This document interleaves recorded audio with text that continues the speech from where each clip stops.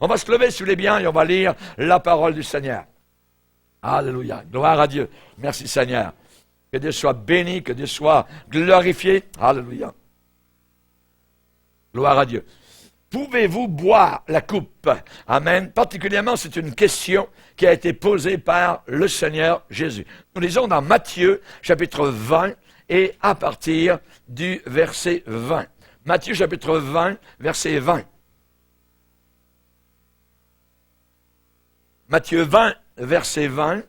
Alors la mère des fils de Zébédée s'approcha de Jésus avec ses fils.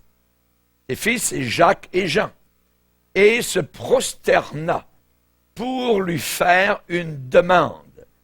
Il lui dit, « Que veux-tu? » « Ordonne, lui dit-elle, que mes 2 fils, que voici, soient assis dans ton royaume, l'un à ta droite et l'autre à ta gauche. » Bravo.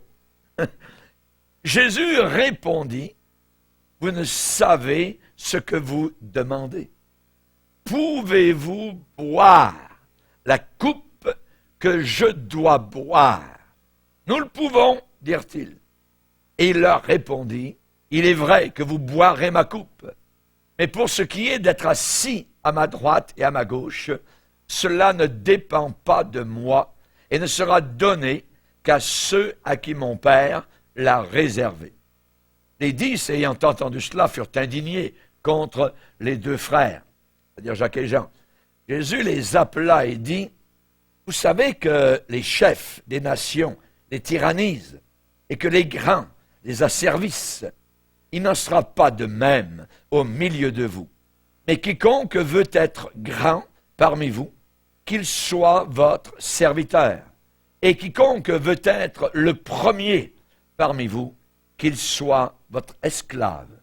C'est ainsi, c'est comme cela, que le Fils de l'homme est venu, non pour être servi, mais pour servir et donner sa vie comme la rançon de plusieurs. Amen. Seigneur, nous voulons te bénir. Nous te remercions, Seigneur, pour la portion d'écriture que tu nous accordes aujourd'hui. Nous sommes là devant toi, Seigneur, nous avons tant soif de toi, nous avons tant faim de ta parole, Seigneur, que notre foi puisse être alimentée, que notre foi puisse être nourrie, Seigneur, que cette huile sainte coule de ta présence, Seigneur, pour alimenter notre chandelier, Seigneur, et que la flamme puisse brûler, Seigneur, que nous puissions être animés du Saint-Esprit, animés non pas de l'esprit de ce monde, car nous n'avons pas reçu l'esprit du monde, nous avons reçu l'esprit de Dieu pour connaître les choses de Dieu. Merci mon Sauveur, aide-nous à comprendre et à réaliser, à grâce à Jésus-Christ, notre frère, notre Sauveur, notre Rédempteur, notre agneau, notre rançon éternelle. Amen. Et tout le peuple dit Amen. Gloire à Dieu. On peut s'asseoir, frères et sœurs, chers amis. Alléluia. C'est une grande question que nous allons voir aujourd'hui. Pouvez-vous? Avez-vous le pouvoir, avez-vous la possibilité de boire la coupe, a demandé Jésus, que je dois boire? Vous savez, quand nous prenons dans l'Église le repas du Seigneur, la Sainte Seine, on appelle ça la communion ou la Sainte Seine, le repas de souvenir, nous souvenant évidemment de Jésus-Christ, évidemment, beaucoup de personnes, de chrétiens, ne réalisent pas, ne comprennent pas la signification, je dirais, de ce qui se passe lorsque nous prenons la coupe du Seigneur. Nous prenons la coupe du Seigneur.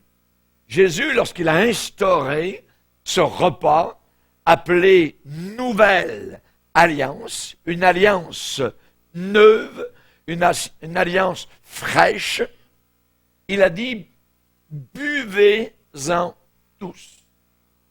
Buvez-en. On va le relire si vous voulez bien. Matthieu 26. Matthieu 26, verset 26. Pendant qu'il mangeait, Jésus prit du pain et après avoir rendu grâce, il le rompit, il le donna aux disciples en disant, « Prenez, mangez, ceci est mon corps. » Il prit ensuite une coupe et après avoir rendu grâce, il la leur donna, en disant, buvez-en tous, car ceci est mon sang, le sang de l'alliance, qui est répandu pour plusieurs pour la rémission des péchés. Buvez-en tous. Pouvez-vous boire la coupe que je dois boire? Nous allons voir un autre passage qui va nous aider dans l'Évangile de Jean, chapitre 6. Dans l'Évangile de Jean, chapitre 6, verset 52, Jean 6, 52, il dit, là-dessus, les Juifs disputaient entre eux, disant, comment peut-il nous donner sa chair à manger? Jésus leur dit, en vérité, je vous le dis, si vous ne mangez la chair du Fils de l'homme, et si vous ne buvez son sang, vous n'avez point la vie en vous-même. Celui qui mange ma chair et qui boit mon sang a la vie éternelle, et je le ressusciterai au dernier jour. Car ma chair est vraiment une nourriture, mon sang est vraiment un breuvage. Celui qui mange ma chair et qui boit mon sang demeure en moi, et je demeure en lui. Comme le Père qui est vivant m'a envoyé, et que je vis par le Père, ainsi celui qui me mange vivra par moi. C'est ici le pain qui est descendu du ciel. Évidemment, l'Église catholique romaine a pris ce passage en disant, vous êtes sauvés, allez à la messe toutes les fois que vous pouvez, parce qu'il faut manger absolument le pain, l'hostie, ainsi de suite. Et ils pensent qu'ils sont sauvés comme cela. C'est tout tordu, parce que ce n'est pas cela, évidemment, le sens spirituel de ce passage que Jésus a voulu dire. Les trois passages que nous venons de lire ont un lien entre eux.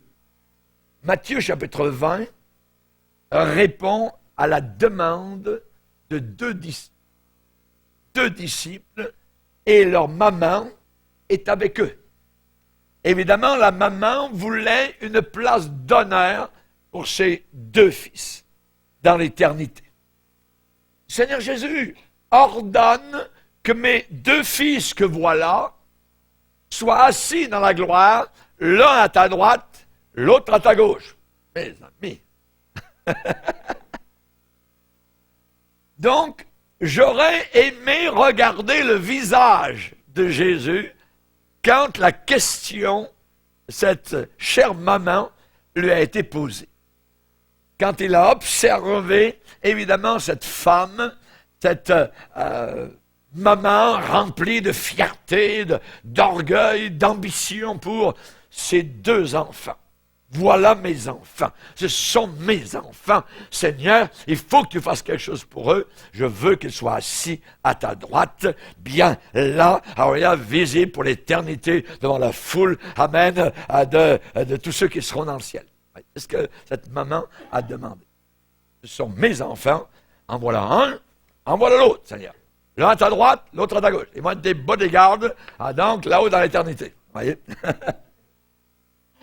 On comprend évidemment ce que cette maman, voyez, a demandé. Une attitude très compréhensible, voyez. Mais Jésus savait évidemment ce qu'elle ne savait pas. Il savait ce qu'elle ignorait. Et il a posé la question, pouvez-vous boire la coupe que je dois boire? La réponse a été excellente. Tout de suite, oui Seigneur, alléluia, pas de problème, on va boire la coupe. Oui. Nous le pouvons. La réponse a été exaltante, mais je ne pense pas qu'ils aient vraiment compris les conséquences de ce que représentait de boire la coupe du Seigneur. Eux ont répondu sans aucune hésitation, nous le pouvons. Jésus dit, il est vrai que vous boirez ma coupe. Ça veut dire, si seulement vous saviez ce qu'il y a à l'intérieur de cette coupe. Si vous saviez le prix à payer pour me suivre jusqu'à la fin. Un jour, Jésus était assis avec ses disciples. Il avait une coupe de vin entre les mains et il était en train donc de former, de fonder la nouvelle alliance. Il a dit, ceci, c'est la nouvelle alliance dans mon sang. Et lorsqu'il leur a tendu la coupe, il leur a dit, buvez-en tous. Buvez-en tous. Vous savez que la plupart des disciples ont bu cette coupe amère. Ils sont quasiment tous morts martyrs. Buvez-en tous. Qu'y avait-il dans cette coupe? Dans cette coupe, il y avait la mort de Jésus-Christ. Et chacun de vous, disait Jésus, vous allez en boire. Vous en boirez tout le contenu, vous viderez la coupe jusqu'à la lie. Attention, en réalité, ce matin, quand on parle de cela, je ne vous demande pas, à vous qui m'écoutez, de vider la coupe entièrement ce matin, ça serait trop pour vous. Vous pourriez en mourir. Elle est dangereuse. Mais cependant, les disciples devaient boire tout ce que le Seigneur leur offrait. Cette coupe, buvez-en tous. Pouvez-vous boire la coupe? Cette coupe, c'était la mort de Jésus-Christ. Des clous de fer dans des parties charnelles. Le sang, la crucifixion de Jésus-Christ. Et aussi toutes les souffrances qu'il a supportées. Jésus est en train de dire, pouvez-vous boire la coupe que je dois boire? Ça veut dire, êtes-vous capable?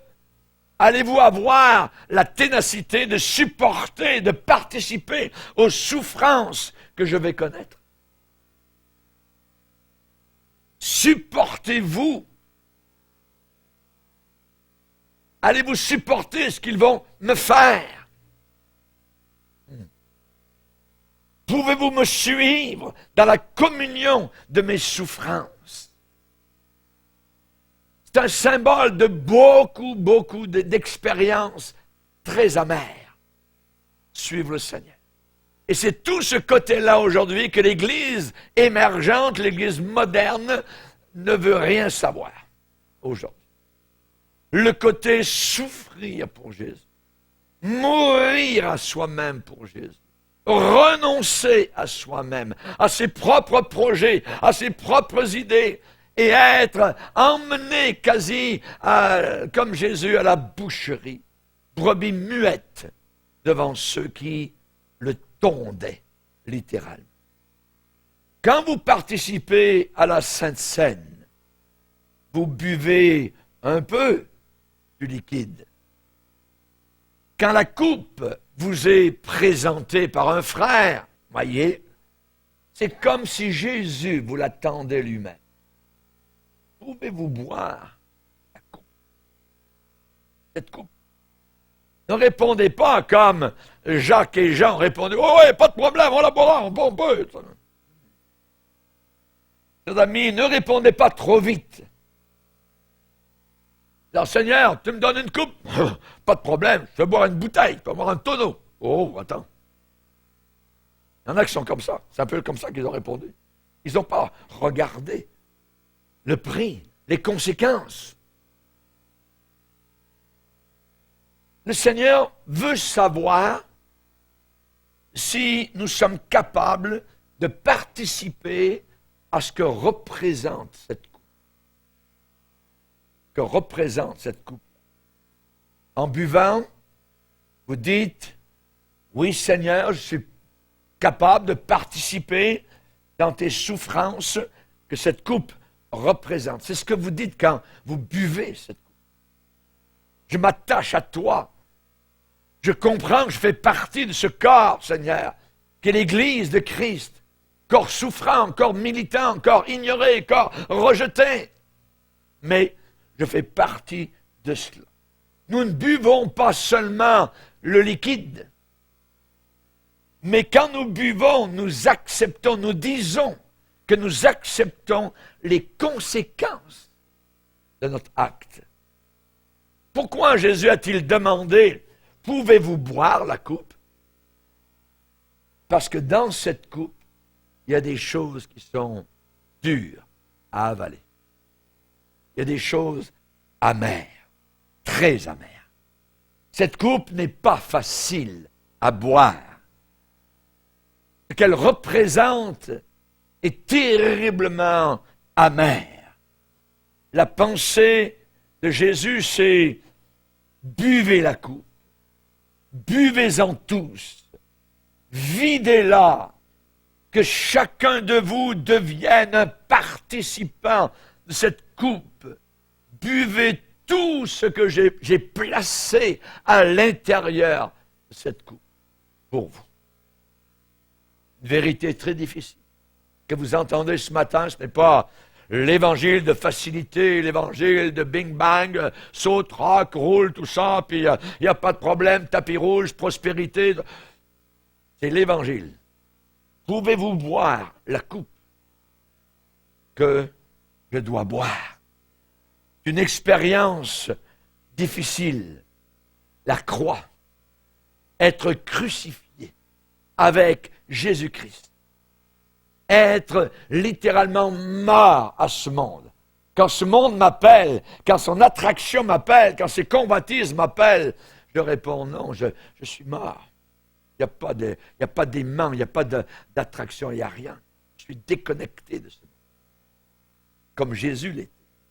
Paul pouvait dire, pour ce qui me concerne, je ne me glorifierai de rien d'autre que de la croix de Jésus-Christ.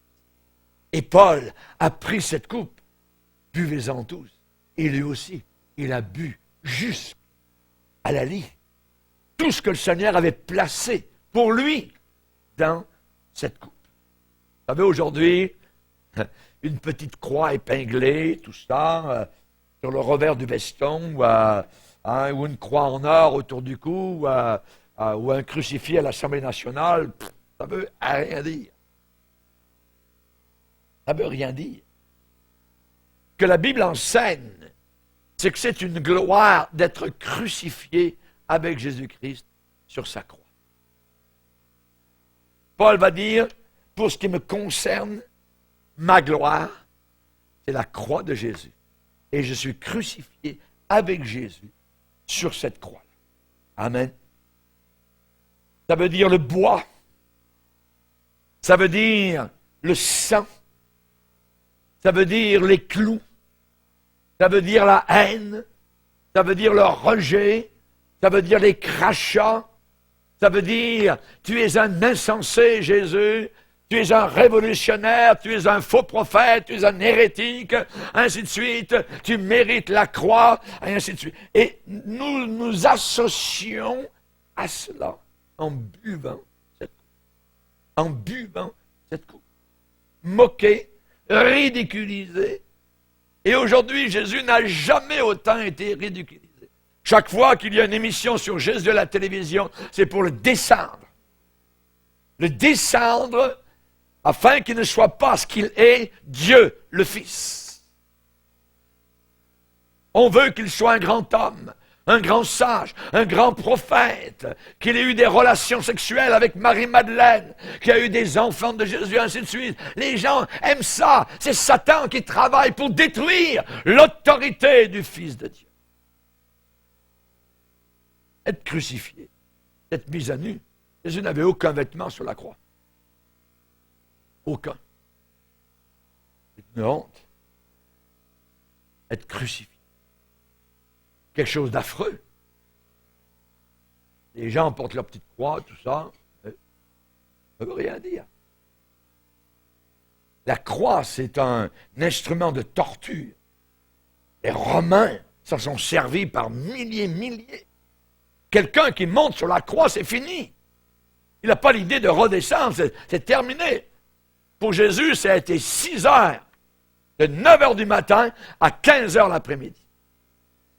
Et ça a été rapide, parce que normalement, il y a des crucifixions qui pouvaient durer des jours entiers. Et c'était les chiens qui se jetaient sur ces hommes en train de mourir avec l'odeur du sang qui venait déchirer, évidemment, la chair. Quand vous buvez la coupe, vous dites, j'accepte d'être crucifié avec lui. J'accepte. Sortez ce matin, je m'engage. Je m'engage. Je m'engage. C'est un engagement. Parfois, nous chantons des choses qui nous dépassent totalement, on n'y réfléchit pas. Je m'engage. Voyez? J'accepte d'être crucifié avec lui. J'accepte. Voilà le véritable sens de la Sainte Seine, le repas du Seigneur. Il y a beaucoup d'enfants de Dieu qui ignorent cela. Et ils pensent, durant la Sainte Seine, un petit peu à la mort de Jésus. Ils écrasent une petite larme ici, voyez, sur le bord de leur joue, tout ça. Parfois, ce sont des larmes artificielles. Jésus, lui, il veut que nous buvions la coupe. Sa coupe. Au travers d'expériences qui sont la plupart amères, difficiles, d'expériences qui cependant vont le glorifier en bout de chemin, vont le glorifier. Si je vous demandais, voulez-vous boire, voyez, la coupe, la plupart diraient, oui, pas de problème, pasteur, amen, alléluia, ah là là là, ça, ouais. Mais quand ça arrive, il y en a qui quittent. Il y en a qui quittent. Ils ne peuvent pas supporter. Ils ne peuvent pas avaler. La coupe est très amère. Est très amère. Dans Matthieu 21, nous allons lire un passage.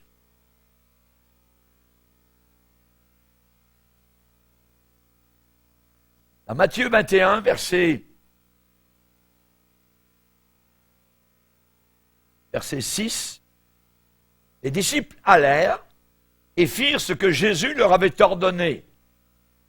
Ils amenèrent l'ânesse et l'ânon, mirent sur eux leurs vêtements et le firent asseoir dessus. La plupart des gens de la foule étendirent leurs vêtements sur le chemin, d'autres coupèrent des branches d'arbres et en jonchèrent la route. Ceux qui précédaient et ceux qui suivaient Jésus criaient « Hosanna au fils de David, béni soit celui qui vient au nom du Seigneur, Hosanna dans les lieux très hauts. » Lorsqu'il entra dans Jérusalem, toute la ville fut émue et l'on disait « Qui est celui-ci » La foule répondait « C'est Jésus, le prophète de Nazareth en Galilée. » Ce passage n'a pas l'air tellement méchant. Ce passage n'a pas l'air tellement amer, voyez. Et l'histoire ne s'arrête pas là. L'histoire continue, voyez. La multitude est sortie pour voir Jésus. Et les gens ont dit, « Oh, Jésus, viens chez nous aujourd'hui. Oui, entre dans la ville. C'est merveilleux, Seigneur. » Et ils sont allés le long des rues et ils ont posé leurs vêtements par terre. Ils ont jeté des fleurs, ils ont cassé des branches d'arbres pour faire un passage merveilleux donc au Seigneur Jésus. Les petites filles sont venues apporter des bouquets de fleurs à Jésus et on dit, mais Seigneur Jésus, on est heureux de te voir. Tu es le roi qui doit venir. Les gens ont crié, tu es le prophète de Dieu, tu es le Fils de Dieu, tu es un bon prédicateur, c'est merveilleux, personne n'a jamais aussi bien prêché que toi, tu es l'homme que nous attendons depuis si longtemps. Alléluia, Hosanna, Hosanna. Voyez. Vous savez ce que je vais dire maintenant? Peu de temps après, le même groupe de la ville de Jérusalem, alors que Jésus a les mains liées dans le dos, Alors qu'il a une couronne d'épines et que son sang coule, Jésus est prisonnier. Et ces mêmes personnes ont dit, crucifie-le, crucifie-le, crucifie-le. Voyez. Libère le meurtrier et que Jésus aille à la potence. Nous avons affaire à la faiblesse humaine. À la faiblesse humaine. Qui peut tantôt dire Hosanna et tantôt crucifié. Faiblesse humaine. C'est dans la coupe. C'est dans la coupe. Pouvez-vous boire la coupe? Aujourd'hui, les gens sont pour vous, demain contre vous. C'est dans la coupe. Pouvez-vous boire la coupe? Aujourd'hui, ils vous serrent dans leurs bras. C'est merveilleux. Des vrais tenailles. On dit, mes amis, ils vous aiment. Ils veulent que tout le monde vous admire. Demain, ils vous crachent dessus. Demain, ils vous jettent dehors. Lisez dans Jean chapitre 2.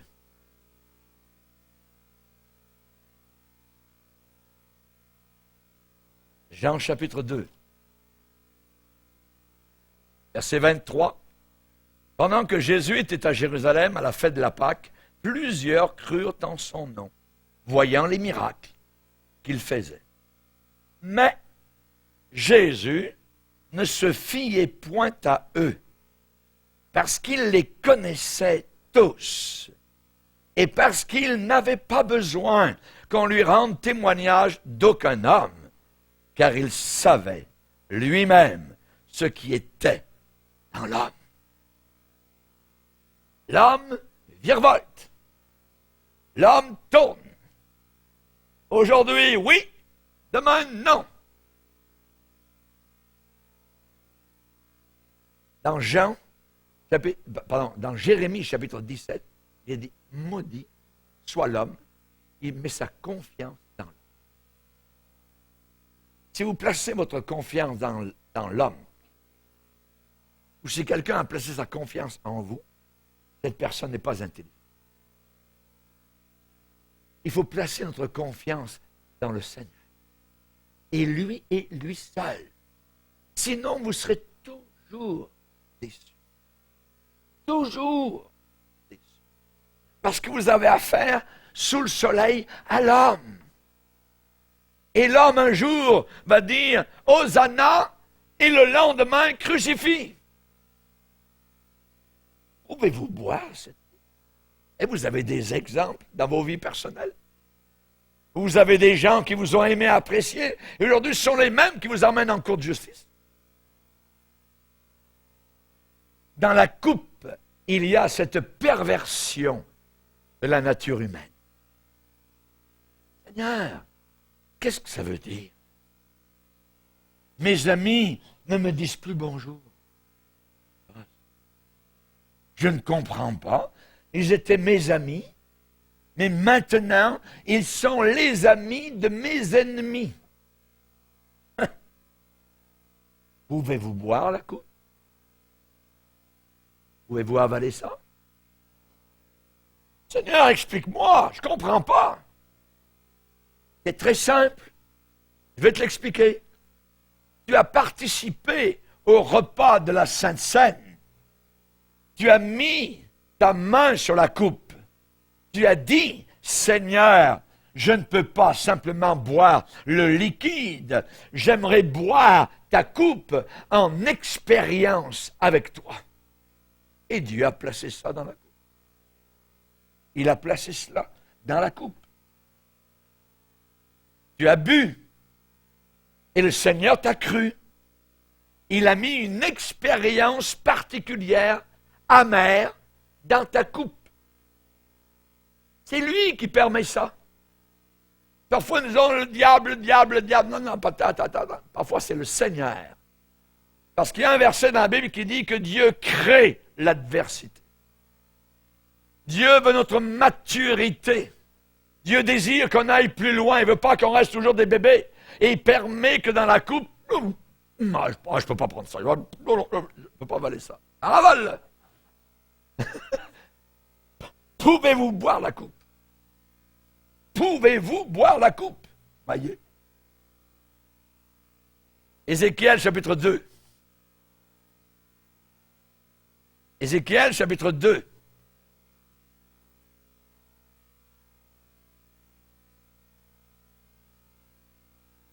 Verset 9. Je regardais et voici une main était étendue vers moi et elle tenait un livre en rouleau.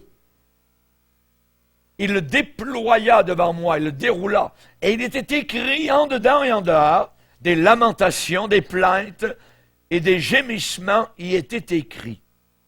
Et il me dit, fils de l'homme, mange ce que tu trouves, mange ce rouleau et va, parle à la maison d'Israël. J'ouvris la bouche et il me fit manger ce rouleau. Il me dit, fils de l'homme, nourris ton ventre et remplis tes entrailles de ce rouleau que je te donne. Je le mangeai et il fut dans ma bouche doux comme du miel. Il avait besoin de ce rouleau pour l'encourager parce que ce qu'il buvait était amer. Dieu ne l'a pas envoyé vers les païens pour prêcher la bonne nouvelle. Dieu l'a envoyé vers des gens croyants. Et Dieu le dit, vers lesquels je t'envoie sont tous des rebelles. Mais Seigneur, il m'envoie vers des rebelles. Et Dieu lui a dit, ne sois pas rebelle comme eux. Dis-leur ce que j'ai à te dire. Et le Seigneur veut des personnes qui soient capables d'annoncer, déclarer l'Évangile tel que l'Évangile nous le demande. Et de dire à ces personnes, si tu ne crois pas à Jésus-Christ, tu t'en vas vers les flammes de l'enfer. Avertis-les. Ne les crains pas. Ne crains pas leur discours. Toi que tu es auprès de toi des ronces et des épines et que tu habites avec des scorpions. En Afrique, quand vous allez là-bas, le matin, faites attention en mettant les pieds dans vos souliers. Même dans votre chambre. Il peut y avoir un scorpion directement au fond de votre soulier. Et ici, Ézéchiel habite avec des scorpions. Rendez-vous compte? Est-ce que c'est amer? Est-ce que Ézéchiel avait la tâche facile? Pas du tout. Pouvez-vous boire la coupe que je dois boire? Un nouveau pasteur arrive dans une assemblée. Première réunion avec l'assemblée. Tout le monde, à la fin, veut lui serrer la main. Alléluia! Pasteur, c'est merveilleux, vous êtes vraiment un homme de Dieu. C'est Dieu qui vous a envoyé. On sera toujours derrière vous pour vous soutenir. Le premier jour, les gens peuvent vous louer, vous glorifier. Vous êtes le meilleur prédicateur. Puis ensuite, vous prêchez quelque chose que les gens n'aiment pas. Oh, voyez. Pilule amère. Leur attitude change du tout au tout. C'est dans la coupe, c'est pas facile à absorber. Les gars, bientôt je vais être crucifié. À Jérusalem, tous les gens religieux vont me mettre dehors. Pierre arrive, Jésus, attention, même si les autres t'abandonnent, moi je ne t'abandonnerai jamais. Et tous ont dit la même chose. Nous ne t'abandonnerons jamais. Ils ne se connaissaient pas. Ils ne se connaissaient pas. Et Judas a dit aussi la même chose. Jésus a souffert de cette perversion humaine. Une perversion humaine. Il savait ce qui était dans l'homme. Il savait ce qui était dans l'homme. Et le moment où tu sais ce qu'il y a au fond de ton cœur, tu te méfies, premièrement, de toi. Pas du diable, toi-même. Ton pire ennemi, c'est toi-même. Jésus savait ce qui était dans l'homme. Quand Jésus les a entendus crier en entrant dans Jérusalem sur le petit âne, « Hosanna, Hosanna, tu es le prophète de Dieu, tu es le Fils de Dieu, c'est merveilleux, Alléluia !» Jésus n'a pas répondu pour leur faire plaisir. « Merci, merci, bravo, c'est bien, vous avez vu juste. Ah, enfin quelques gens qui me reconnaissent pour ce que je suis. » Voyez, ainsi de suite. Non, Jésus n'a pas répondu comme cela. Jésus n'a pas été impressionné du tout par leurs cris. Jésus devait se dire, au fond de son cœur, « Aujourd'hui, vous criez Hosanna, mais je sais que vous allez dire plus tard. » Dans le ministère, il y a une chose que j'ai appris. Parfois, il y a des pasteurs qui m'ont fait venir au travers des années et ils ont préparé des posters, mes amis, époustouflants. C'est pas moi, ça, c'est grand prédicateur international, pasteur Bourgier, ainsi de suite, grande mission, croisade, sur tout le pays, tout ça. La première chose qu'un homme de Dieu doit apprendre, c'est à ne jamais croire ces choses-là. À ne jamais croire ses propres annonces. Tous ceux qui croient ce qu'on dit d'eux sont finis dès le départ. Parce que l'orgueil monte. Et quelqu'un qui est orgueilleux est fini avec le Seigneur. Mes amis, ne vous attachez jamais aux louanges des hommes. Vous êtes mieux de les ignorer. Parce que si vous faites un jour quelque chose qui ne leur plaît pas, soudain il y a métamorphose. Les louanges envers vous, soudain se métamorphosent, se changent en critique, en calomnie, en accusation. Les membres de sa famille de Nazareth, ses frères et sœurs sont venus avec sa mère et étaient dehors un jour à travers d'une prédication et on dit, faites-lui dire là-bas en avant qu'il doit revenir à la maison parce qu'il est un insensé. Sa propre famille. D'autres ont dit, il a un démon. Pouvez-vous boire la coupe? Pouvez-vous boire cette coupe? Ce qu'on dit de vous, les critiques, les calomnies, les accusations fausses. Dans Ecclésiaste, chapitre 7.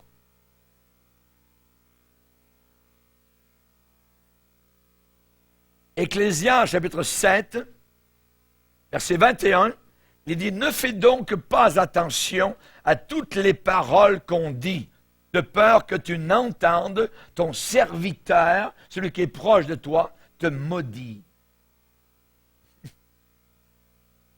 Pourquoi? Car ton cœur a senti bien des fois que tu as toi-même maudit les autres. Amen. On l'avale? Ne fais donc pas attention à toutes les paroles qu'on dit.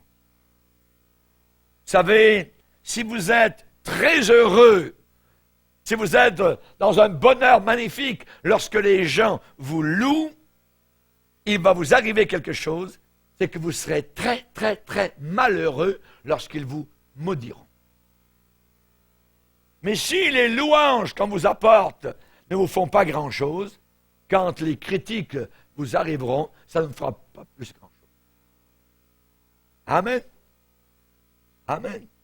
Lorsque le roi Saül a été appelé au pouvoir, lorsque Dieu l'a appelé, certaines personnes ont dit, « Quoi? C'est lui qui va régner sur nous. » Ils sont moqués de lui, ils l'ont critiqué, ils l'ont accusé. Et la Bible dit, et Saül ne fit pas attention. Très bonne attitude. Très bonne attitude. Saül ne fit pas attention. Qui est aveugle comme mon serviteur, qui est sourd comme mon serviteur. Les enfants de Dieu doivent être sourds et aveugles à certaines choses. qui sont dites à leur sujet, les moqueries, les accusations, et ainsi de suite, fausses. Pourquoi? Parce que nous avons affaire aussi à un ennemi qui est appelé l'accusateur. Il accuse, il nous accuse, il m'accuse, il vous accuse jour et nuit devant le trône de Dieu. Heureusement que nous avons un avocat qui n'a perdu jamais aucune cause. Jésus-Christ, le sauveur du monde. Alléluia. Alléluia. Gloire au Seigneur. Il y a beaucoup de choses auxquelles Jésus n'a pas fait attention. Leur cri, Hosanna, oui, il les a entendus, voyez. Mais il ne pouvait pas ne pas les entendre, hein, c'est certain. Mais il ne les croyait pas. Il ne les croyait pas. Parce qu'il savait ce qu'il y a dans le cœur. Il savait ce qu'il y a là au fond. Voyez, la perversité de la nature humaine, elle est là dans la coupe. C'est pourquoi Jésus a demandé, pouvez-vous boire? Pouvez-vous boire la coupe? Pouvez-vous la boire, cette coupe-là? Eux ont répondu, oui, on le peut. Voyez. Mais ils ne savaient pas ce qui était à l'intérieur de la coupe. Ils l'ont su plus tard, quand ils l'ont bu. Et celle de l'apôtre Pierre, évidemment, était terriblement amère. Lisez avec moi ce que Jésus lui a dit qu'il allait mettre dans sa coupe. Jean 21. Jean 21, verset 18. En vérité, je te le dis, quand tu étais plus jeune, jeune homme, tu te saignais toi-même, tu t'habillais toi-même, et tu allais où tu voulais. Mais quand tu seras vieux, tu étendras tes mains, et un autre te ceindra, et te mènera où tu ne voudras pas. Il dit cela pour indiquer par quelle mort Pierre glorifierait Dieu. Ayant ainsi parlé, lui dit, suis-moi. Et on sait que Pierre ensuite a vu venir Jean à côté de Jésus, hein, et il lui a dit, oui, mais lui, Seigneur, qu'est-ce qui va lui arriver? C'est quoi qu'il va y avoir dans sa coupe? Laisse faire, ce que je mettrai dans la coupe de Jean, ça va être ce que lui devra boire. Toi, suis-moi. Toi, suis-moi. Amen. Nous, ce que le Seigneur demande, c'est de le suivre, quel que soit ce qu'il y a à l'intérieur de la coupe. Dieu veut notre fidélité. On sait que l'apôtre Pierre a été crucifié la tête en bas d'une mort totalement atroce. Étienne a été lapidé, on le sait, il a bu cela en disant « Je vois Jésus debout à la droite de la majesté divine ». L'apôtre Paul a bu la coupe amère. Lui, le prédicateur qui avait fondé des églises, un jour a été obligé d'écrire à Timothée, tu sais ce qui arrive, tu sais ce que le Seigneur a placé dans ma coupe, tout le monde m'a abandonné. Paul, abandonné de tous, oui, c'est ce que le Seigneur avait placé. Tous montaient. Tous les chrétiens d'Asie mineure avaient abandonné l'apôtre Paul. Trop de problèmes a su l'apôtre Paul. Il était toujours en prison ou hors de prison. C'est passé quelque temps à l'air libre. C'était ensuite pour retourner en prison. Ensuite, des difficultés, des naufrages avec le gouvernement romain, terrible. Ah, c'est ce qu'il y avait dans la coupe, évidemment, de l'apôtre Paul. Et un jour, le Seigneur a ajouté, a fait déborder la coupe quand l'épée des Romains est venue couper sa tête. Un homme de Dieu. Prospérité.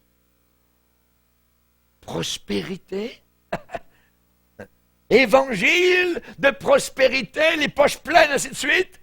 C'est un faux évangile. Ceux qui prêchent là sont maudits de Dieu, anathème. Si quelqu'un vous prêche un autre évangile, qu'il soit anathème. Jésus demande, peux-tu boire la coupe? Jésus semblable à celui dont on détourne le visage. Ça ne nous est jamais arrivé, ça va vous arriver. Quelqu'un, un jour ou l'autre, va vous mettre de côté totalement. Détourner le visage. Alors tous les disciples l'abandonnèrent et prirent la fuite. Quand ça commençait à chauffer, ils ne sont pas restés. Est-ce que vos amis ne vous ont jamais abandonné au moment où vous aviez besoin d'eux? Le moment où vous aviez besoin d'eux, c'est très pénible de vivre ça. Très, très pénible. Jésus était dans l'épreuve, l'apôtre Pierre l'avait renié, Il lui avait dit, je veux mourir avec toi, je ne t'abandonnerai jamais. Certaines personnes vous ont montré du doigt. Ils feront la même chose. Ils ont fait ça avec Jésus. Ils feront exactement la même chose avec vous. C'est dans la coupe. C'est dans la coupe. C'est lui qui a dit, je suis le Fils de Dieu. Ah, ben non, c'est un hérétique. C'est un faiseur de troubles. Il fait des divisions partout. C'est un mauvais prédicateur. Ne pas s'étonner que Jésus ait dit, pouvez-vous boire? Et à côté de l'image de la coupe, nous avons placé la réalité. Paul a dit à Timothée, souffre avec moi. Souffre avec moi. Comment est-ce qu'on souffre? Ah, on souffre. Et sur la terre, c'est une vallée de souffrance. On souffre. Supporte les souffrances. Il viendra un temps où les hommes ne supporteront plus la saine doctrine. Les vrais prédicateurs vont voir juste des petits groupes. Les autres sortiront, s'en iront. Ils veulent les grandes choses, les grosses affaires. C'est dans la coupe. Pouvez-vous boire cette coupe? Abandonnez de vos amis au moment du besoin et vous êtes malheureux. Quand ils ont vu l'épreuve sérieuse dans laquelle vous étiez, ils sont sauvés. Ils sont sauvés. Jésus a été abandonné de tous. Ils ont vu, oh, ça commence à chauffer là. Oh, non. Là, c'était plus, je t'abandonnerai plus, tout ça. Oh là, le gouvernement romain, il y a Sanhédrin, toute l'affaire, tout ça. Oh, ben, s'identifier à Jésus, ça devient très dangereux. Et là, ils l'ont abandonné, ils l'ont laissé tout seul.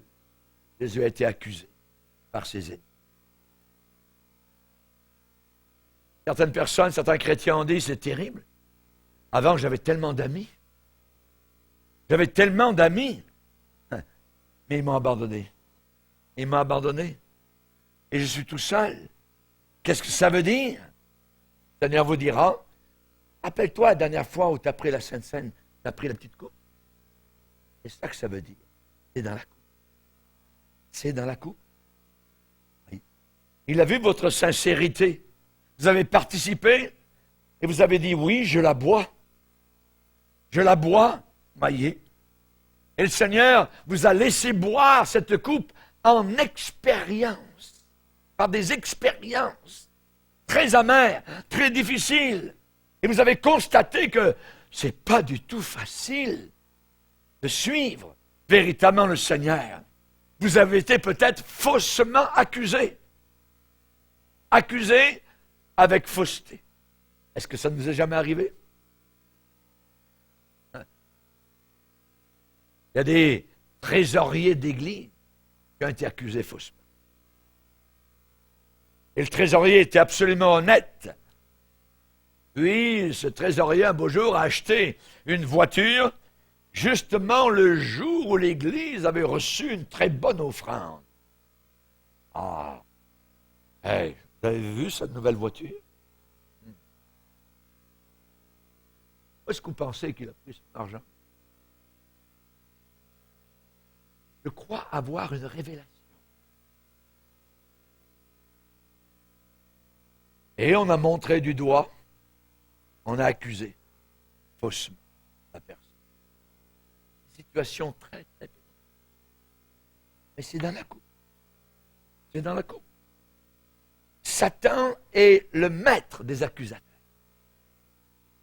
Et malheureusement, Satan reçoit parfois l'appui des chrétiens. Jésus a été accusé de ce qu'il n'avait pas fait. Prenez la coupe, buvez. Buvez. Pas facile. À avaler. Jésus a été mis au rang des malfaiteurs. Des malfaiteurs. Et il se pourrait qu'un jour vous soyez descendu au rang des malfaiteurs. Vous ne l'êtes pas. Mais on peut descendre à ce niveau-là. Buvez, continuez.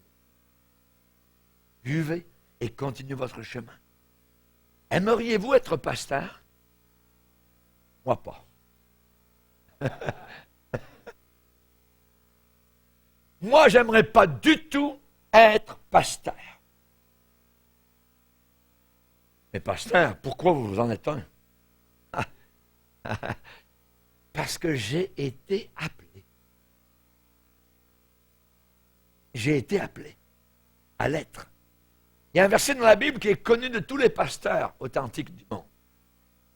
Et moi, Seigneur, pour t'obéir, je n'ai pas refusé d'être pasteur. Pour t'obéir, acte d'obéissance, je n'ai pas refusé d'être pasteur. Amos a été appelé de Dieu. Et Dieu l'a appelé derrière les brebis. C'est un agriculteur, un fermier. Dieu l'a appelé à être pasteur en Israël. Et lorsqu'on a dit, t'es pasteur? Non, je ne suis pas pasteur, non, je suis agriculteur. En réalité, j'aurais jamais voulu être pasteur. Voilà ce que les vrais pasteurs peuvent vous dire. Parce que c'est une tâche terrible à accomplir. Parce que dans la coupe, il y a beaucoup de lie, L-I-E, blanche. J'aimerais vous dire une chose. Si vous n'êtes pas pasteur, n'en devenez jamais un. Si Dieu ne vous a pas appelé. Parce que si vous allez ou entrez dans le ministère alors que Dieu ne vous a pas appelé, la coupe va vous tuer. La coupe à boire va vous tuer. Croyez-moi, on ne peut boire qu'avec l'aide de Dieu et de sa grâce. L'apôtre Paul a entendu le Seigneur lui dire, et il pleurait, il gémissait, il demandait, Seigneur, tout ça. Et le Seigneur lui a répondu, ma grâce te suffit. Ma grâce te suffit. Et je pourrais vous dire, comme pasteur depuis 40 ans, c'est la grâce de Dieu qui a été suffisante. Sinon, vous voulez toujours essayer de vous en aller. Parce que c'est beaucoup de problèmes dans la coupe. À boire. À boire. Et Jésus a dit, buvez-en. Buvez-en. Et à votre niveau de chrétien, Jésus a dit, buvez-en tous. Tous. Voyez. Appelez-vous Pierre. Dieu lui a présenté la coupe. Il a dit, il a refusé de boire la coupe. Je ne connais pas ce Jésus. Je ne sais pas ce que tu veux dire. Et il est dit dans l'évangile de Luc, après le reniement de Pierre, Jésus a regardé Pierre. Et c'est ce regard de Jésus qui était dans son esprit maintenant jour et nuit, jusqu'au moment où Jésus ressuscité lui a redonné une occasion d'être réhabillé. Jésus la regarde. Et dans ce regard, il y avait tout un salut. Pierre, c'est toi qui as dit l'autre jour, tu n'abandonneras jamais, tu ne connais pas ton cœur. Tu ne sais pas ce qu'il y a là dans ton cœur. C'est la coupe que je t'ai présentée. La suite du message